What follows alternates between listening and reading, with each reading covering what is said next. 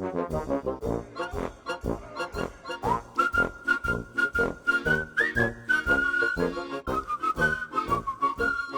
guys, thank you for coming to Constitution Day. So today we're gonna have Dr. Matt Jones and Dr. Chiang discuss the Constitution based off questions that you guys sent in.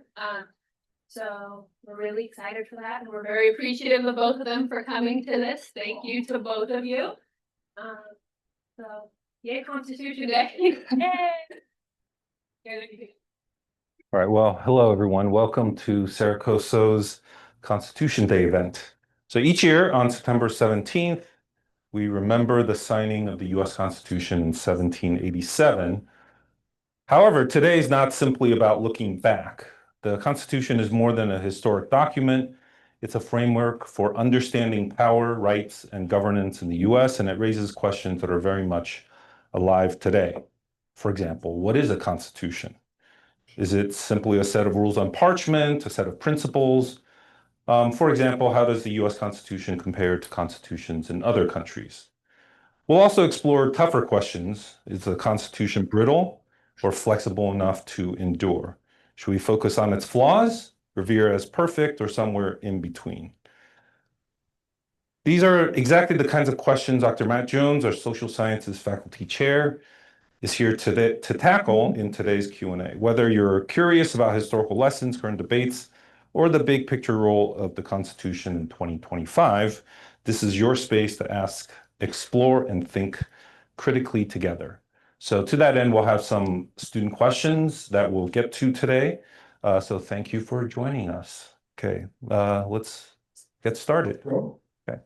All right, so we'll start with something very simple just to set the groundwork first. So what is a constitution?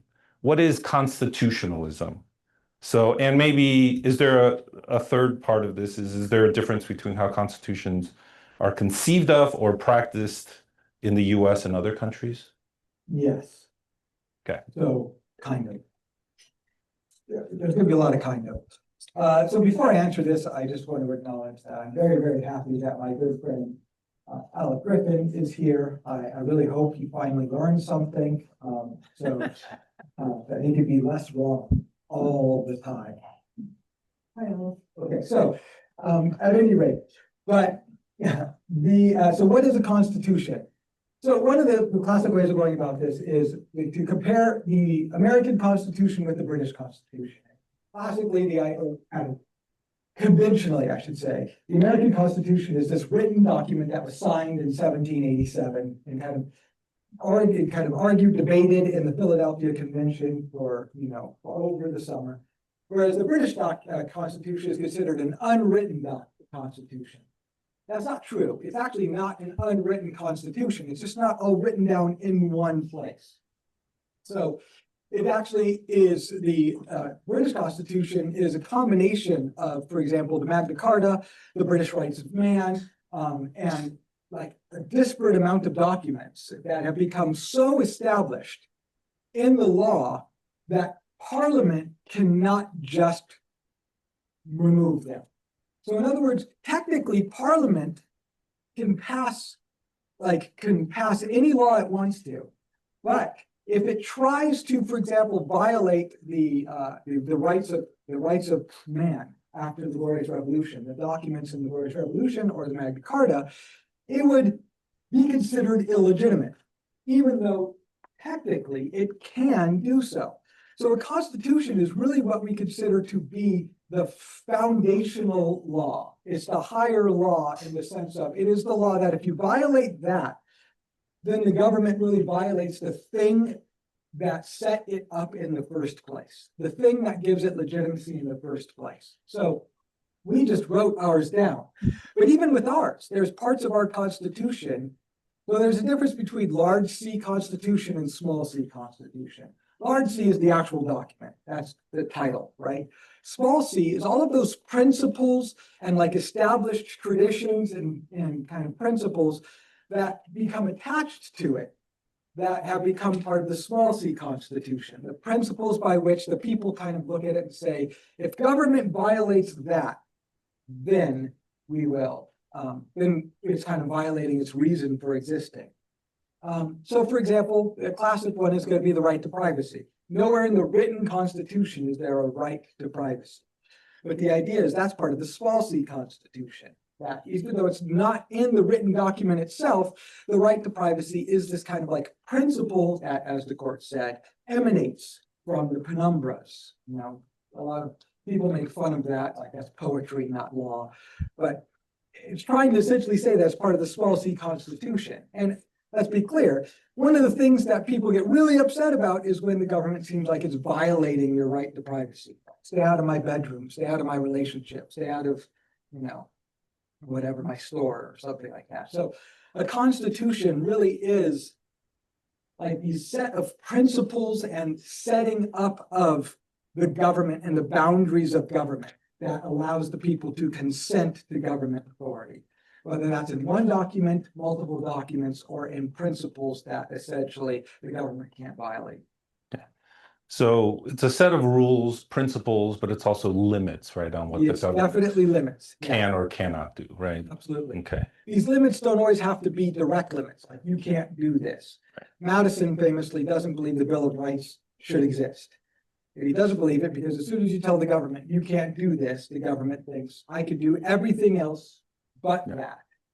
Right? And so he said, just tell the government that's the only thing you can do. And if it tries to do anything else, it's not there. But we kind of tried to do both. Now, in your mind, what should a constitution be for? And maybe, you know, what should it try to do as, you know, I don't know, rules of the road, right, for a country or a nation? Trying to figure out where this is.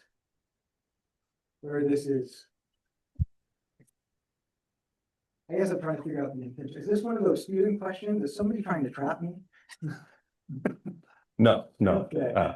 This is your question. You're trying to trap me? Well, this is just, you know, it kind of came to my mind while you Okay. were talking just now. Like, so ask it again.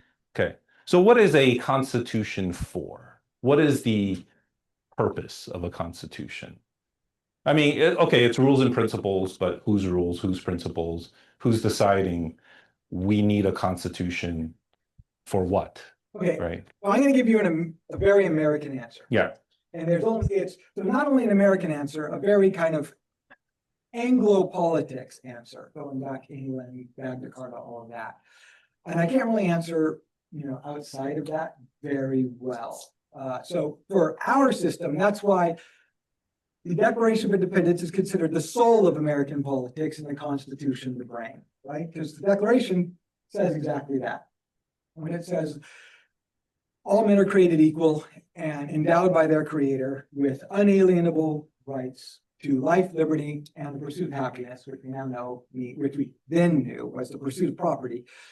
And it is to secure these rights that governments are instituted among men, which means that the only reason the Constitution exists is to set up a government that will be best able to secure life, liberty, and the pursuit of property for the people. That's what they should exist. That's what they should do. But the American part of that is its individual life, liberty, and property. So, for example, as you know, if you know, even if China were to actually become a democracy instead of claiming it's a democracy and not being, then it would still not prioritize individual life, liberty, and property because it's just not an individual philosophy. It's not grounded in that. It's grounded in much more of a communal, sociocentric kind of element. And so it kind of all depends. Constitutions are set up at the fundamental principles of that society to create the boundaries for that society. Ours is individual pursuit of life, liberty, and property. That's why privacy is so important to us, where it wouldn't be to pretty much almost anybody outside of the Anglosphere, outside of the British Commonwealth. That's why we're closer to India than we are to France, for example, when it comes to our constitutional politics.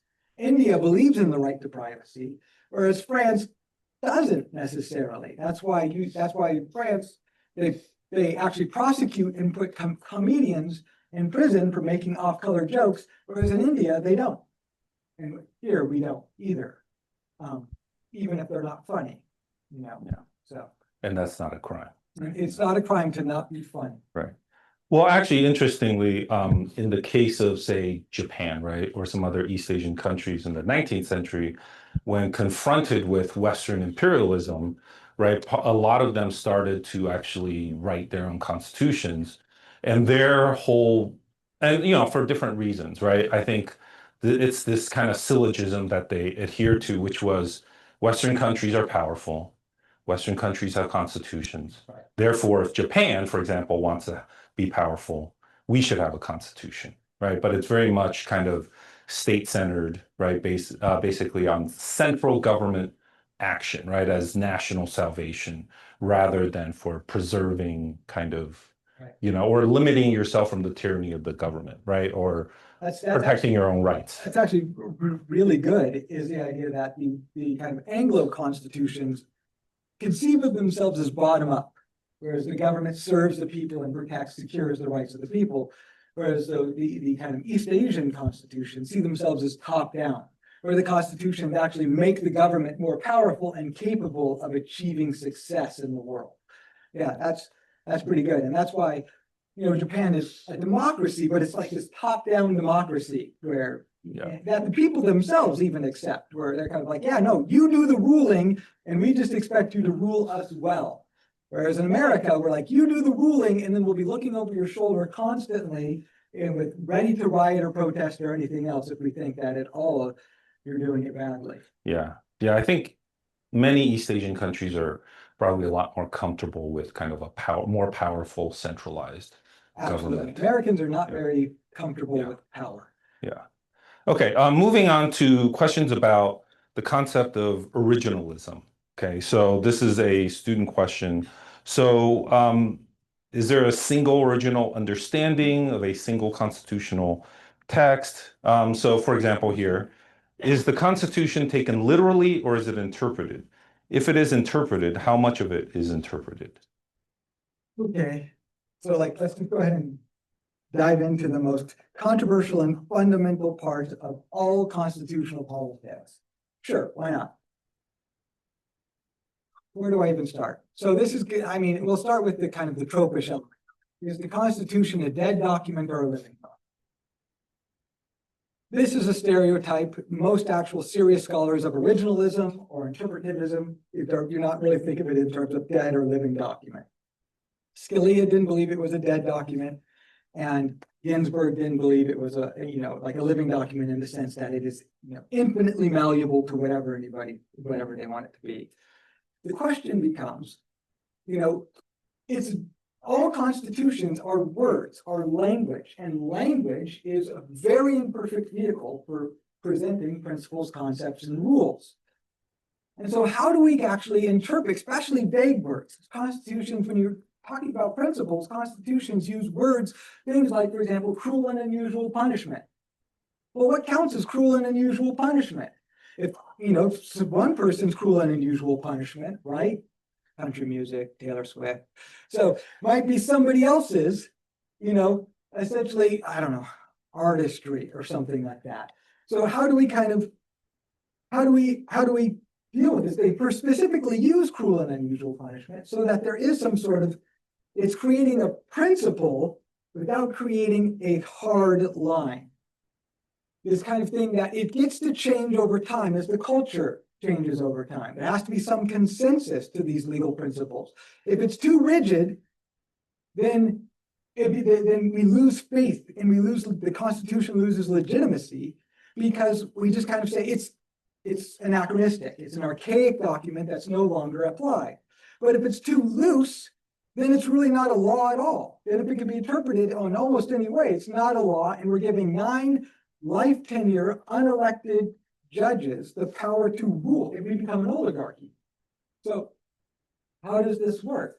Well, we create these principles. My first advisor in graduate school, Howard Gilman, he was at the center of this, and he was of the position, and I think he's right on this, that the Constitution establishes principles, but then the courts have to interpret those principles in light of current consensus.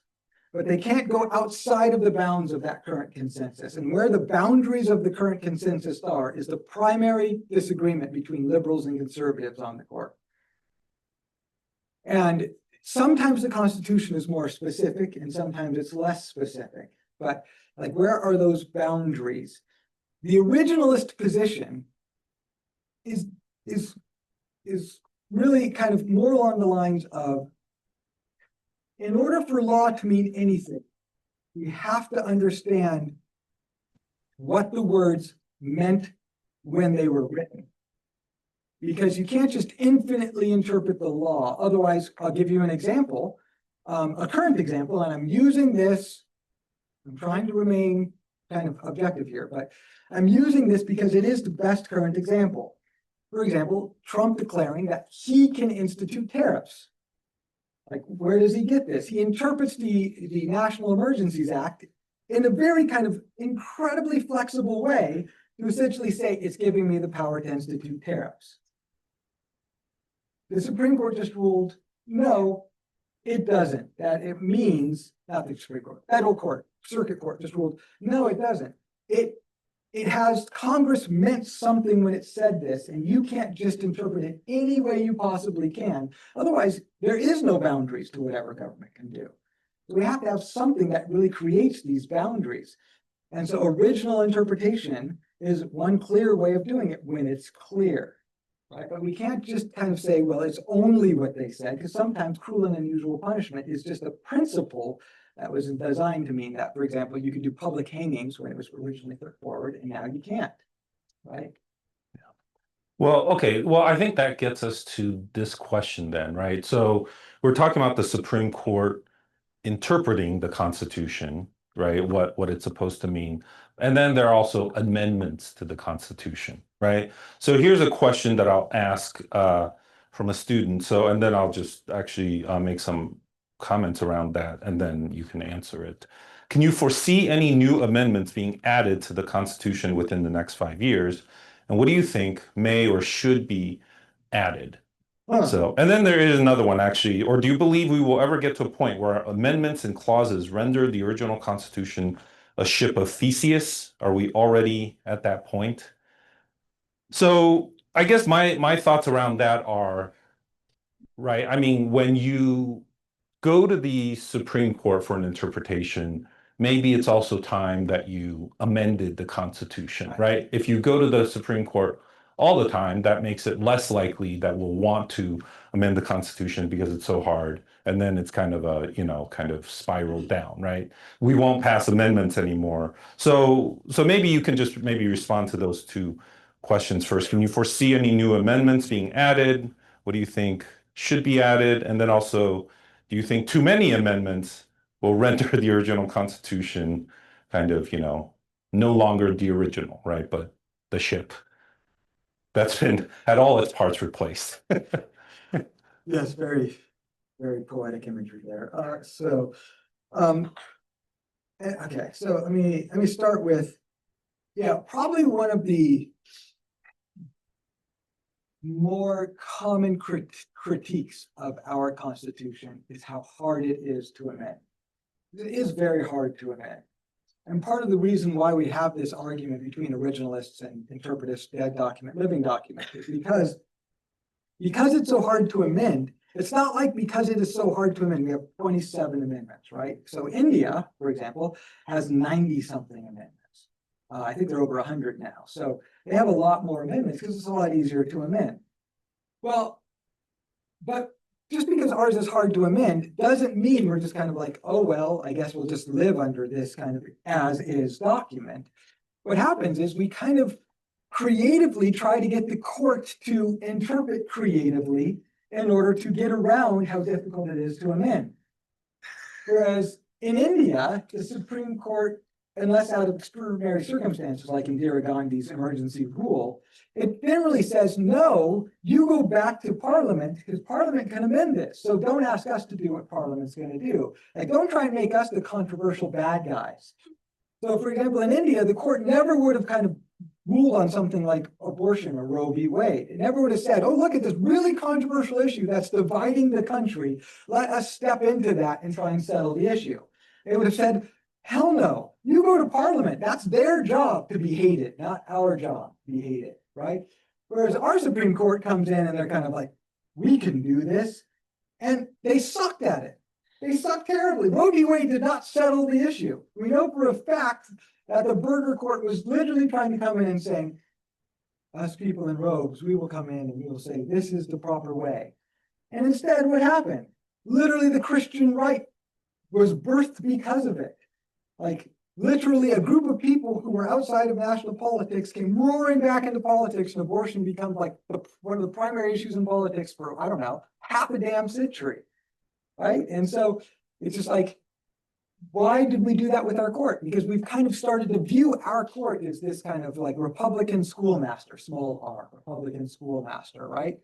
Where it's just kind of coming in and being like, we're the philosopher kings and we say this. So all of you kind of, all of you dirty masses can just be like, well, the court said, but we do that because we've made it so hard to amend. You have to have 2/3 of both branches of Congress, the House and the Senate, and then 3/4 of the states. By the way, I'm not going to ask that. It's not a class, so I will just. So, the current amendment it was kind of debated whether it's dead or not, is the Equal Rights Amendment, the ERA. That was originally started in the 1920s and then brought back up in the 1970s and is probably actually dead. And that amendment was essentially kind of putting into the Constitution. It's kind of a far more robust and on steroids 14th Amendment, essentially, mostly with dealing with the sexes in terms of treating the sexes equally under the law. And it goes much deeper than that. It's been revised, but it essentially would kind of declare equality of outcomes under the law, not just equality before the law. And I mean, that had almost 40 years to gather 3/4 of the states, and it couldn't even gather half. So in terms of the next amendment that I believe is most likely, if it were to happen at all, would probably be an amendment to either reform or get rid of the Electoral College. I think that's probably the most likely next one. Do I think that should happen? No, I'm an Electoral College advocate, but that's me. That just because I'm advocated doesn't mean it's right. It's right because I am speaking for God. No, so I don't think it should. I think it would be a very bad idea, especially in a lot of our political division is already between coastal cities and everybody else. It would just enhance that political division even more. But that's probably the most likely one.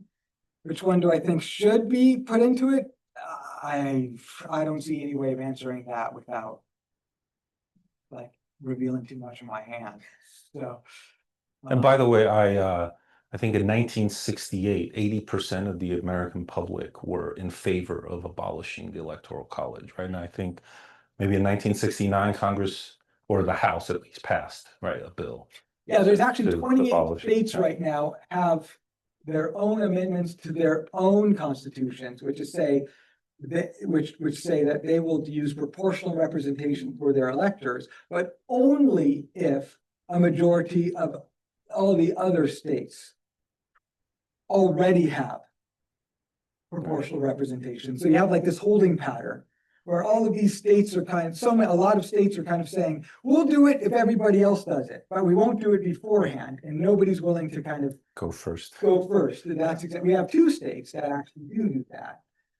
Maine and not Nebraska, South Dakota, or North Dakota, one of the Dakotas, one of the places where there's like more animals than people.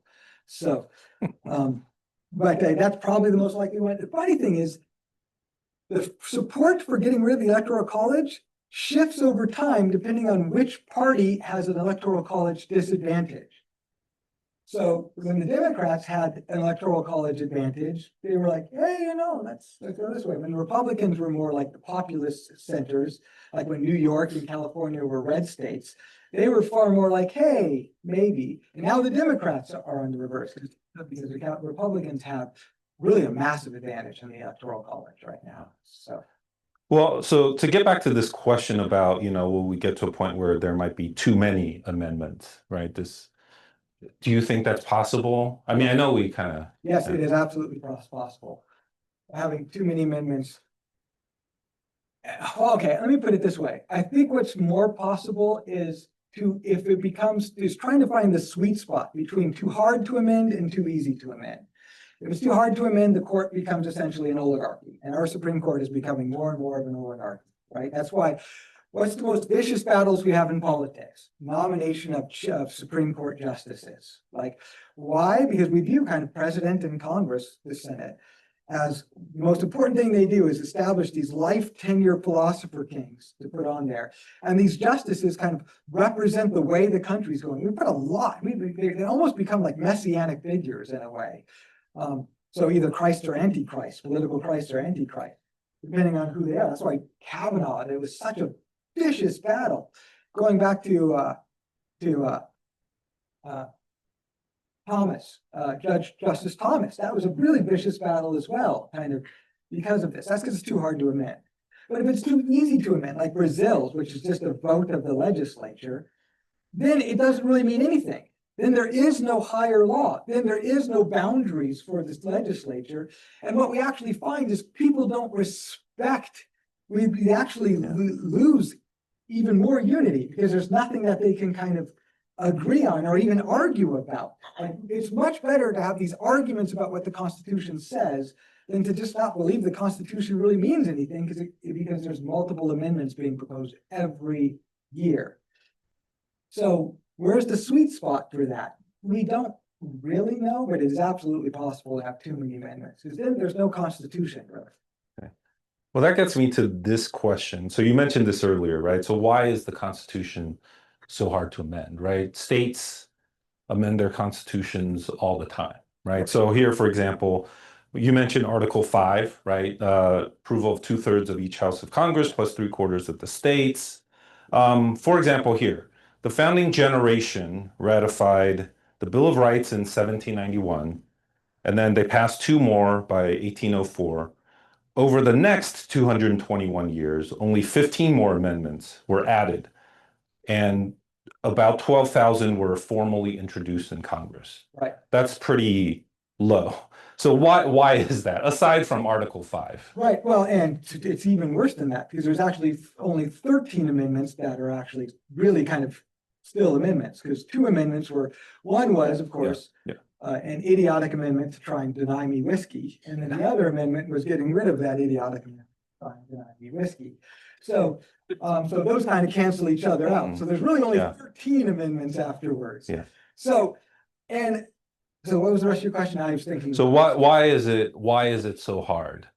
Aside from Article 5, why is it so hard to amend the U.S. Constitution? States do it all the time. Right? So because maybe you don't know this, but in 1975 there was this thing called Lexington and Concord, and that initiated this Revolutionary War that's going to end in 1783 with the Treaty of Paris, which makes the United States a revolutionary state.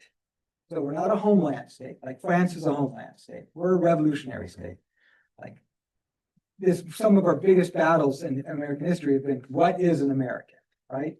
What counts as an American? And we have, one definition was WASP, white Anglo-Saxon Protestant, right?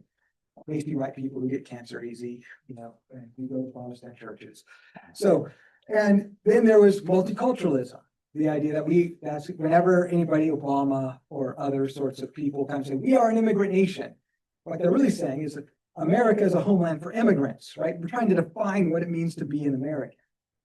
And the truth is what we are a revolutionary state. We come in, we try to pass on the principles of the revolution from generation to generation. And once generations lose sight of those principles, then in Lincoln and Jefferson and Madison, in their minds, you kind of have to have another mini revolution or major revolution to regain those principles. That's what the Civil War is. That's what the Civil Rights Movement is. That's kind of what Martin Luther King Jr. tries to make the Civil Rights Movement into, is like kind of a bloodless revolution to bring us back to teach white people, actually, their own revolutionary principles. That's what the I Have a Dream speech is essentially saying, hey, these are your principles. Actually follow through on them. And that's why that speech is now key there. So that's the reason why we make it so hard to amend our Constitution in a way, is because as a revolutionary state, we're very, very worried about about changing those fundamental principles because of moving it too far away, of essentially establishing principles that are just current and transient principles instead of principles that adhere to the original kind of founding of this nation. So we don't like, and we definitely don't like having like current politicians be able to use power to put in, things that are now considered to be higher law.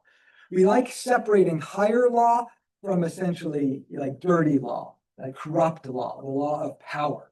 We want higher law to be some form of like almost spiritual law. Because we look at our Constitution as like a sacred document, like canon, right? And so we don't want that corrupted by just the transient politics of current bad and fashion. And as a matter of fact, what's one of the most hated amendments is the amendment that was the politics of the current bad and fashion, prohibition. We see that as like, so we want it hard to amend, so we can't just kind of be like, well, we're all on page right now, so let's try and institute this for all future generations. Like, we don't want the present to try and lock the future into this amendment. So we want it to be really hard, so there has to be a broad enough consensus that the future generations won't easily kind of feel that that new amendment is tyrannical. Does that make sense? Yeah. Hopefully that makes sense. Yes. Good. Well, I mean, what does the emergence of political parties in the US, how does that play into that? Yeah. So political parties kind of screw up a lot of the Constitution, right? Because the Constitution was separation of powers. So the actual kind of vicious battles between our political elites are supposed to be between the House of Representatives and the Senate. The House represents the common man, the Senate represents the elite, right? So, and then the president and the judiciary, that's separation of powers. They're all supposed to be fighting each other. They're all supposed to, like, the president is supposed to be having vicious battles with Congress. Like, really, a good scholar, I forgot her name. She was from Kansas.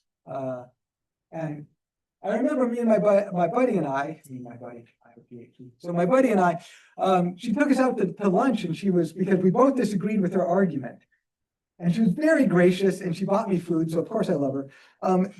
And she was very persuasive. She didn't persuade us, but she persuaded us that she had a very good point. But kind of her argument is kind of this argument that where she marshals all of this evidence that says we're actually supposed to have a lot more impeachments than we actually have. And the fact that we don't have impeachments of Supreme Court justices, of federal judges, of presidents, is because the political parties have corrupted separation of powers. Because the political parties have, like, the president should be primarily limited by the fact that Congress can impeach him at any time for essentially high crimes and misdemeanors. Well, what counts as a high crime and misdemeanor? Well, we know from the documents at the time what the founding fathers and the framers believed was a high crime and misdemeanor was what Congress defined it as. So she's kind of like, this is supposed to happen. And the reason why it hasn't happened is because the president now belongs to a political party that there's at least enough members of Congress to stop any impeachment from happening. So now Republicans protect Republicans, Democrats protect Democrats, and we've lost separation of powers. And now there's kind of this there's this peace treaty, this unspoken peace treaty between Republicans and Democrats not to impeach Supreme Court justices, because if one starts to impeach Supreme Court justices that were appointed by presidents of the other side, then it's going to be then the other will start happening. And then we'll lose respect for constitutionalism and the rule of law altogether as the court just becomes a political enterprise. But it's like she's arguing that that's the primary check on the Supreme Court is, hey, you guys go outside of the bounds and you try and become an oligarchy. We have the power to impeach you. Political parties have pretty much made impeachment, as we know, almost impossible. Who's been impeached? This many people. Who's been removed from office? We know who's been impeached, right? Trump's been impeached, Clinton's been impeached. Andrew Jackson has been impeached. And the only person who might have been removed from office resigned, and that's Nixon. So, because of the whole Watergate thing. Okay, so before we move on to talking more about this, and then you kind of got at it too, here's a question. How does the separation of powers prevent tyranny? So you kind of were talking about, how it's designed to work, right? So, yeah, separation of powers is designed essentially to pit the elites against each other. So Madison in Federalist number 51 is going to say, essentially, I call this, because I'm very good at coining phrases, I call this the judo throw of American politics, right? So the judo is where you're supposed to use your opponent's strength against them. So if you're fighting me, you find a way to use my arrogance against me. But so, and so he's like, how do we prevent the powerful from oppressing people who aren't powerful? And so he comes in and a lot of the framers, including Alexander Hamilton, I'll use the name you all know because Manuel. So they believe that this idea that there's two types of people in a democracy or in a republic. There is the ambitious elite and there's the passionate mob. And essentially human beings suck, but they suck in two ways. They suck in the elite way and they suck in the common mob way, right? The question is, who can you actually trust with power? Now, most of us, especially, the younger generations, they think you should trust the common man with power. But they definitely didn't believe that you should trust the common man with power. They believe the common man is prone to mobism, to essentially the passions of the moment. The things of calling somebody a monster and coming in with pitchforks and torches and burning things down before they thought it through.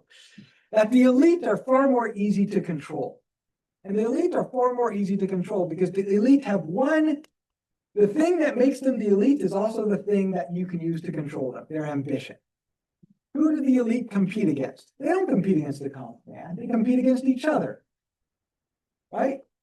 So since they're competing against each other, let's build a system where they're constantly competing with each other and fighting with each other. And so much of their energy will be fighting with each other that they'll kind of leave us alone a little bit more. So if Congress so this is why the House of Representatives represents the common man and the Senate represents the elite. If the Senate tries to exploit the common man, then the House of Representatives can say, no, piss off. And if the House of Representatives tries to take the property of the elite can say, no, piss off, right? We constantly pit them against each other. If the Senate, if the Congress, the elites in Congress want to try and do foreign policy and try and run the military, then the president can say, no, veto. So we try and pit all of these elites against each other, so they're fighting each other. It's a very inefficient government. Our government was designed to be inefficient. Because we'd rather have an inefficient government than a government where the elites are working together to exploit the rest of us. And so, and by the way, political parties are ruining that element of separation of powers as well. So, unfortunately, you can't get rid of political parties. You have freedom, you have political parties. Political parties win elections. They're too powerful. Okay, one thing about, I guess I want to get to is about amendments, right? So, for example, Chief Justice Marshall once said that the great thing, and I'm paraphrasing here, about a constitution is that it's flexible and intended to endure for ages to come, right? And maybe there's an argument to be made that, maybe we're not abiding by the idea of constitutionalism if constitutions become very difficult or nearly impossible to amend, right? Now, that said, we can also acknowledge, for example, there's no amendment that would have prevented the Civil War, right? So it's not a panacea. So how do you think about those sets of issues? Right, so we always have to remember this. This is de Tocqueville, who is a French person who actually said something useful. So, that the constitutions, our Constitution is really just words on paper. It was just words written on paper. Constitutionalism is faith, enough faith and fidelity, loyalty to the principles of those words on paper that the people enforce the Constitution on the politicians, right? And that's why the Civil War happens. The Civil War happens because the Constitution becomes that political football. It becomes just words on paper. And, you know, before the Civil War, there's actually decades of like John C. Calhoun kind of writing in a way where you get the Southern interpretation of the Constitution and the Northern interpretation, and they really are starting to follow two different constitutions. And once they start following two different constitutions, well, war starts to become a lot more inevitable, right? And so, yeah, it's just words on paper. De Tocqueville really says the reason why America has a constitutional democracy and France doesn't is because in America, democracy is a habit of the heart, right? So he's still French, so he has to write it that way. But so it's a habit of the heart, where in France, it's not. They're still elitist. They still essentially say, even the peasants kind of say, you know what, the elites, you rule us. But we have a habit of, and constitutionalism is also an American habit of the heart. I said we view it as a sacred document. Clearly isn't. It's just words on paper. But yet us viewing it as the sacred document is part of the thing that makes it kind of so powerful, which is part of the reason why our Supreme Court is so powerful, because they come in as the priests, the high priests of this sacred document. And if we just make them political, if it just becomes they're just political, then do we have a higher law bounding politics, or is everything just power? That's why, that's why she couldn't quite convince my buddy Nick and I, is because she was saying impeachment should happen more often, including as Supreme Court justices. And we were just both like, isn't that just going to make them completely political? And we kind of lose constitutionalism. And the Constitution just becomes yet another political football, But her response was, but now we're moving more and more towards an oligarchy, and we shouldn't be that either. We really want to be ruled by 9 philosopher kings. Valid point. I don't have an easy answer to that. So when you look at the Constitution as a whole, right, since 1787 to the present, and its amendments, 25 of them, if you exclude the 2 that Matt doesn't like. So when you look at the Constitution and the amendments as a historical product, or since 1787, are there some larger patterns or kind of insights that you can offer? One of which is democracy, right? A lot of our amendments are expanding the vote and protecting the vote. So the 19th Amendment, the 15th Amendment, the 19th Amendment, lowering the voting age to 18, while at the same time we were increasing the drinking age to 21. No, I don't, the disconnect there. So, it kind of, and then also doing things like, for example, limiting the presidency to 2 terms is trying to essentially protect the ability of the people's voice to control politics. Making senators now elected by the people instead of chosen by state legislatures. Like, of the amendments that happened since those first 12, of those 13 amendments that are prohibition and repeal of prohibition, we've got 6 of them are essentially the expansion of protection of the people's voice. That is definitely a key theme.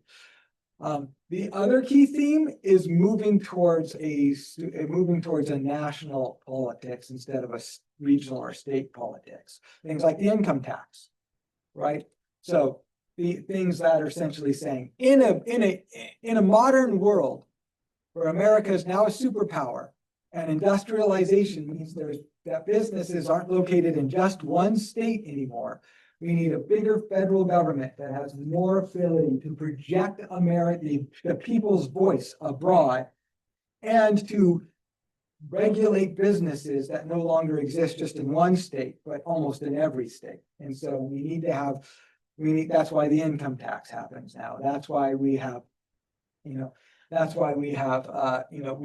have kind of presidential limitations in these amendments to try. And so those are the 2 key things we have: expansion of democracy or protection of democracy, and dealing with the fact that America is now the world superpower. Okay. All right. So before we open it up to some questions from those of you here, I have 2 more student questions. I'll ask you to answer it as a kind of like a lightning round. Okay. So first, you mentioned this earlier, you mentioned the UK. Question is, do you think the US government would be better suited to a parliamentary system? Well, that's a good question. 'Cause I actually- Soundbite. That's actually, I Lightning go back round. and forth on that.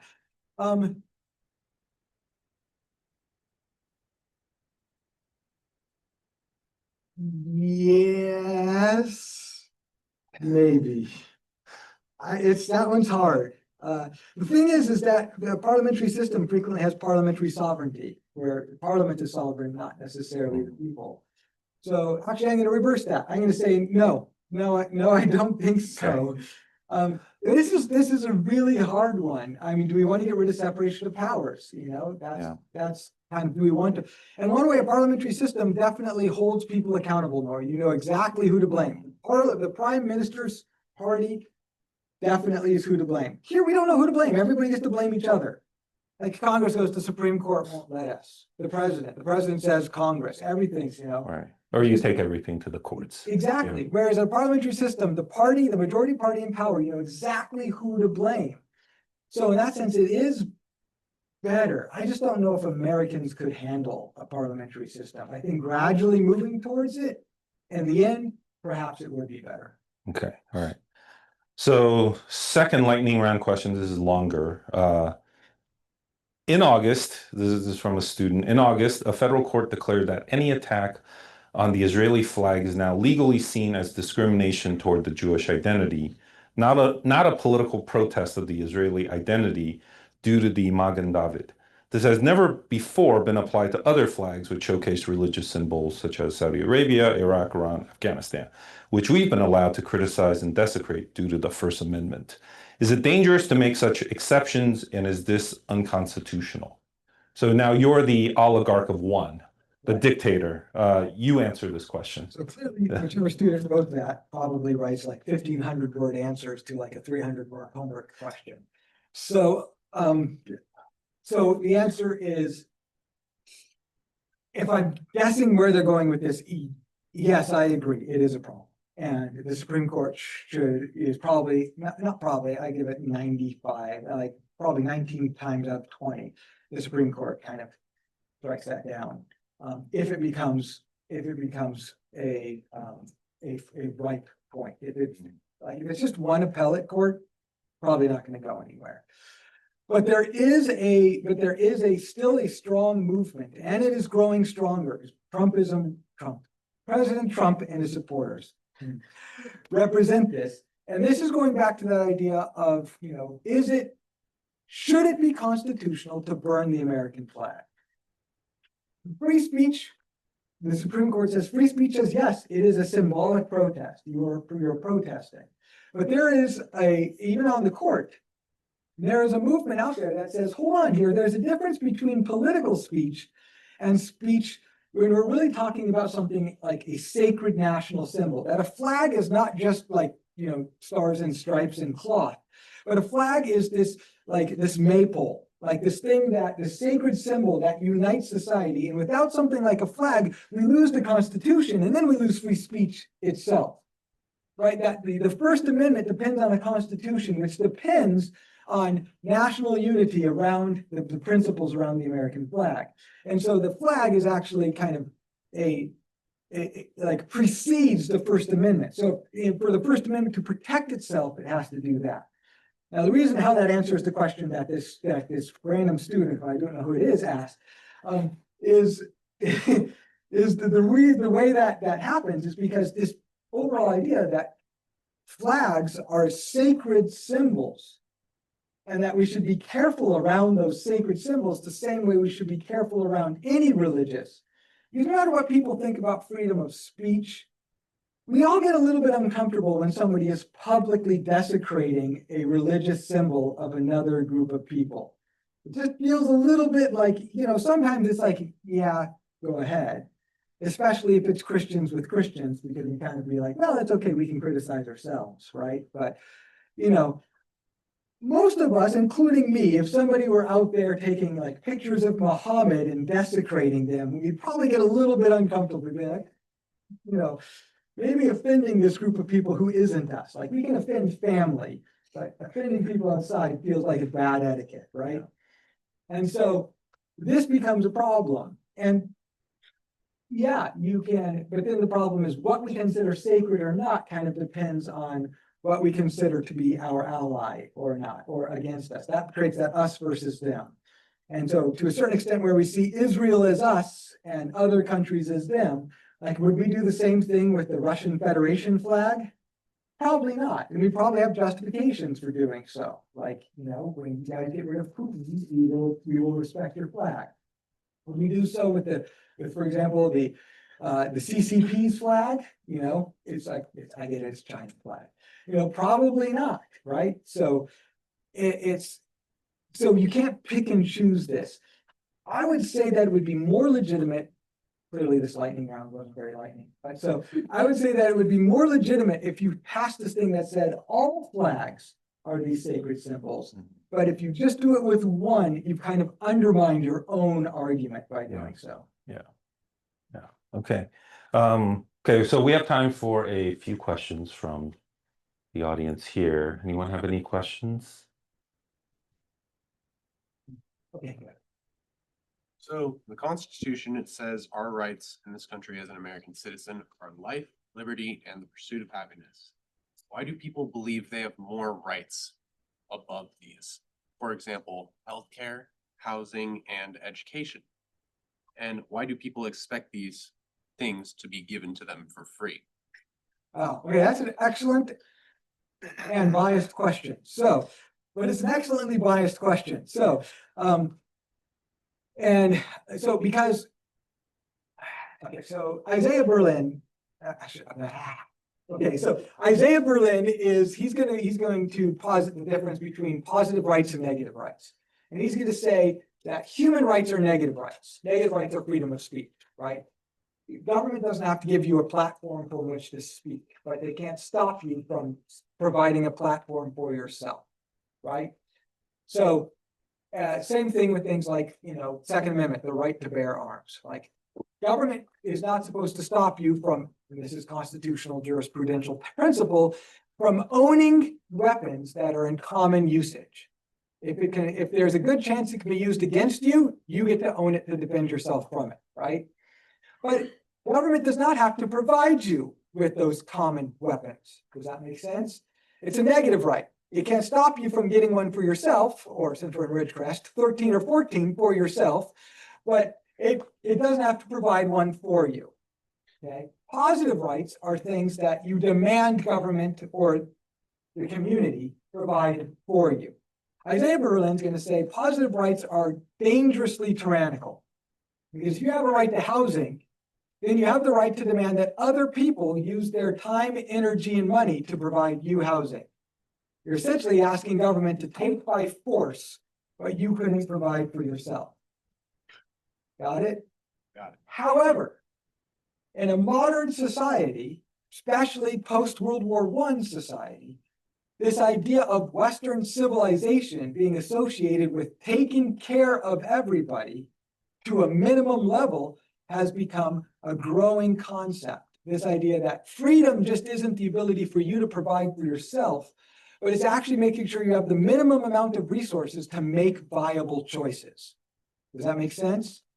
If guns are really, really expensive, and they are fairly expensive, and you are too poor to provide yourself with a gun, then you can't, how do you have the right to self-defense?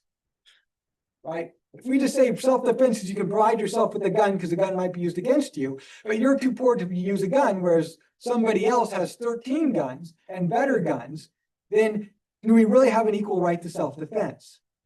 So this is where this, same thing with education, healthcare, these ideas that, okay, if I say you have freedom, but healthcare is so expensive that if you get sick, you kind of really can no longer enjoy or use your freedom anymore compared to, let's say, you know, faculty at this school, right? Who have Cadillac level healthcare.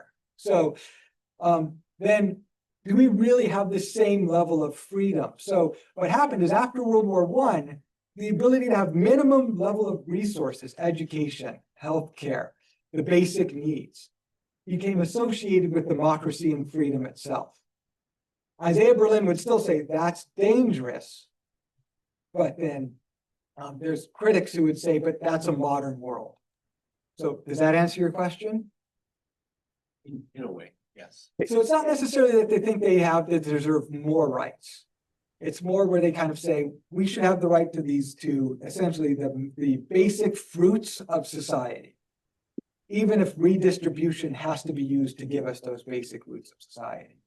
Public education is the beginning of that. Public education was started by Horace Mann in 1845 in Massachusetts. And it had two principles. One was to eradicate the Irish, right? So one was essentially to take Irish children and turn them into good white Anglo-Saxon Protestants. Irish Catholic children can't do anything about the parents, right? They're just, drunken potato eaters. So, but we could do something about the children. We can put them in public education and teach them the Protestant Bible and teach them Protestant ways of the Protestant Anglo-Saxon ways of life. The other was essentially making the argument that I said, that how can we expect immigrants to our society to be able to actually enjoy the fruits, Statue of Liberty, fruits of American society, if they don't have the education necessary to navigate their way through it. So we will take from everybody to provide a positive right, public education, to them to give them the minimum they need to navigate American society. Does that make sense? Yes, sir. So it's not, they don't see it as more rights, even if you might, they see it as minimum rights.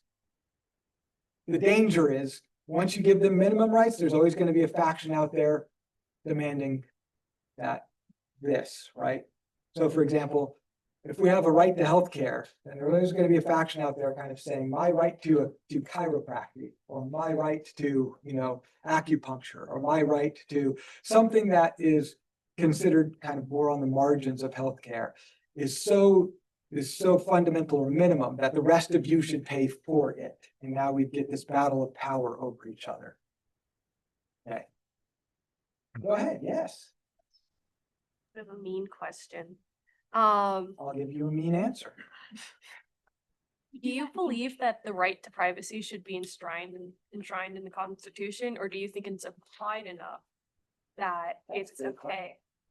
I would say, I would probably prefer, so here's the question, here's my answer to the question previously. That would be probably an amendment I think should happen.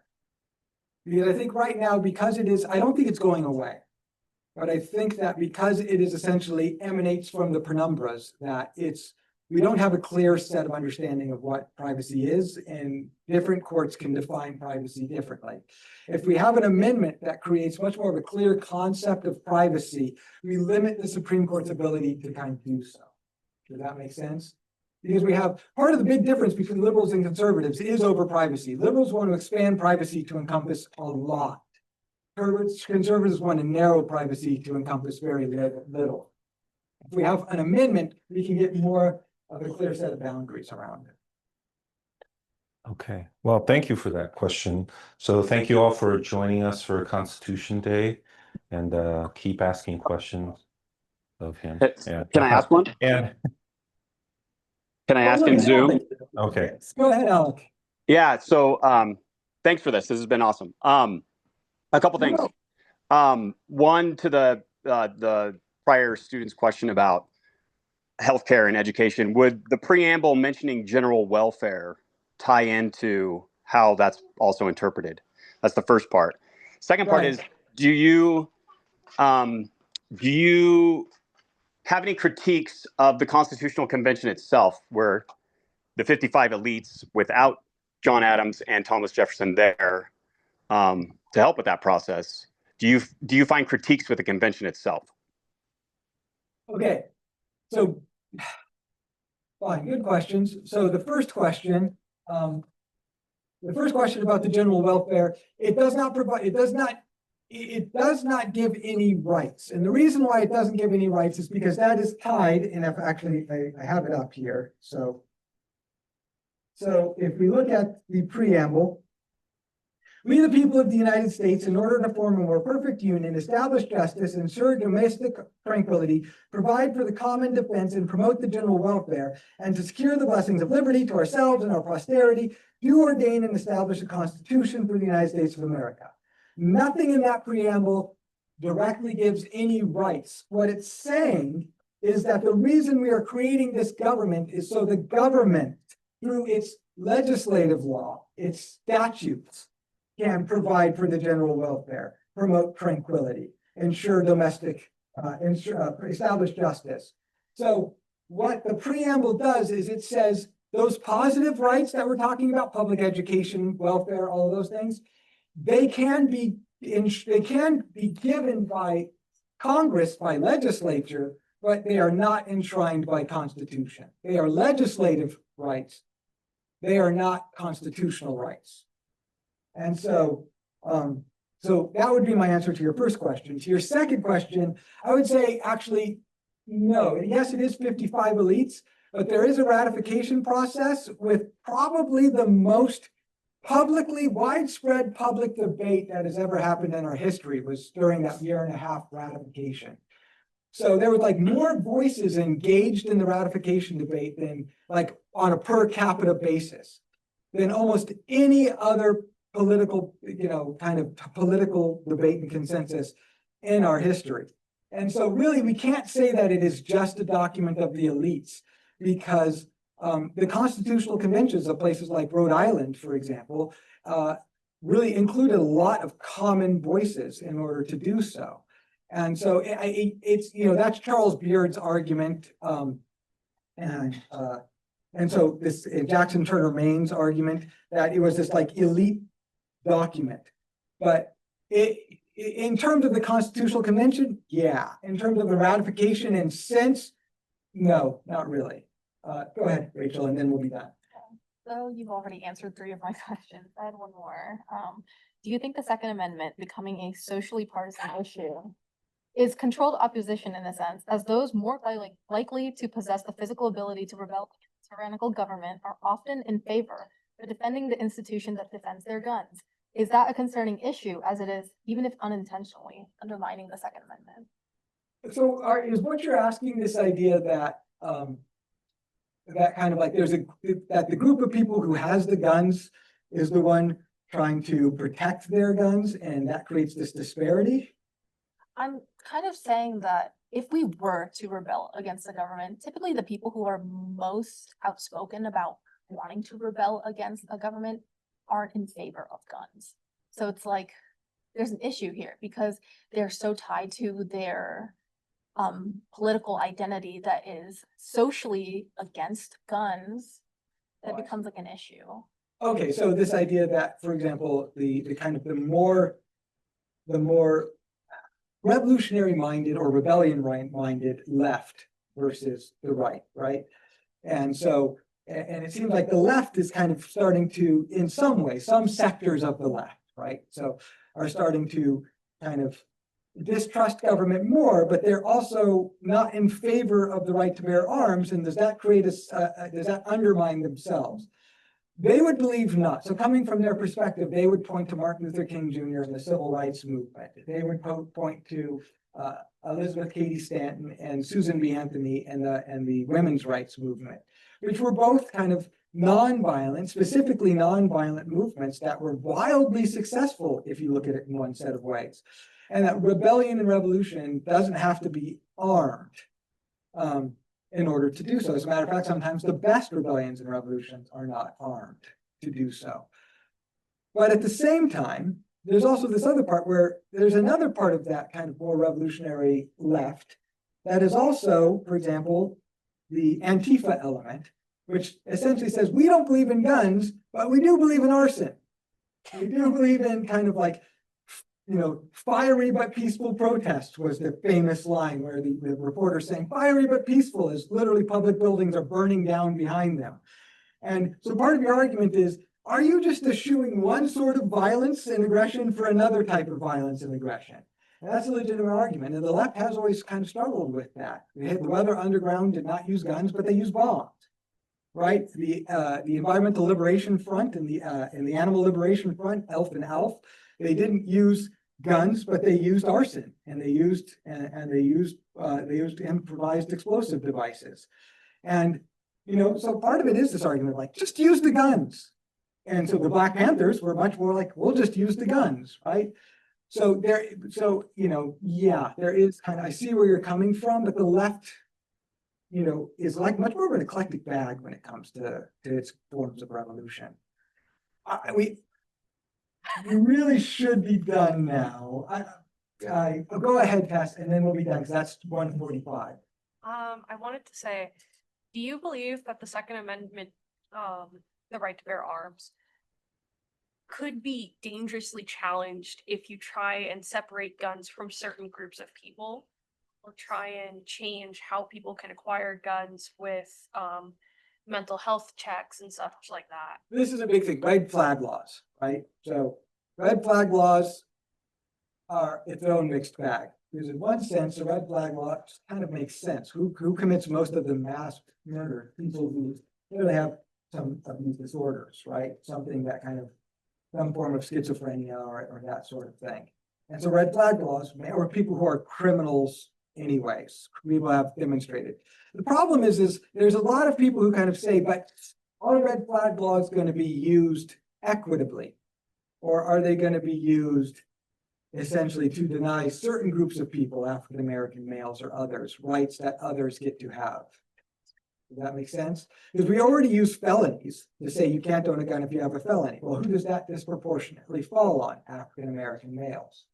And so red flag laws, there's people who worry about that, and that it could potentially undermine it by not having it be an equal right. And so, yeah, I don't know quite where to go with that. I see both sides of that argument. All right, let's be done so that we can all do other things. So, yay! I did really well. Yes, thank you. No one's gonna burn you at the stake. Did you have a question? You want? It was kind of a, she kind of asked what I was gonna ask, but Yeah. when it comes to, I guess just mental illnesses in general, how far do you think the government would try to loophole that or take that to people gun rights if they could? Here's the problem. We have to have a government and we have to be vigilant about our rights. And we're never going to be able to form a government where we don't have to be vigilant about our rights. It's gonna be a constant process. Yeah, We're but never, NRA we're never has gonna to make solve the battle. Yeah, We always have to just keep constant. As soon as we kind of go this, as soon as we kind of move away from this corruption, we're gonna cross equilibrium and start moving into the other corruption. that's kind of where I was gonna allude to, because the big topic right now that Trump is saying is, you know, transgender dysphoria could be a mental illness that could be used as a red flag, but how far would that go if it were to be like PTSD, schizophrenia? Where would they draw the line? We've already seen that, right? We Yeah. already saw that where homosexuality was bad listed as in the DSM. And then it was completely removed, and then it was completely removed.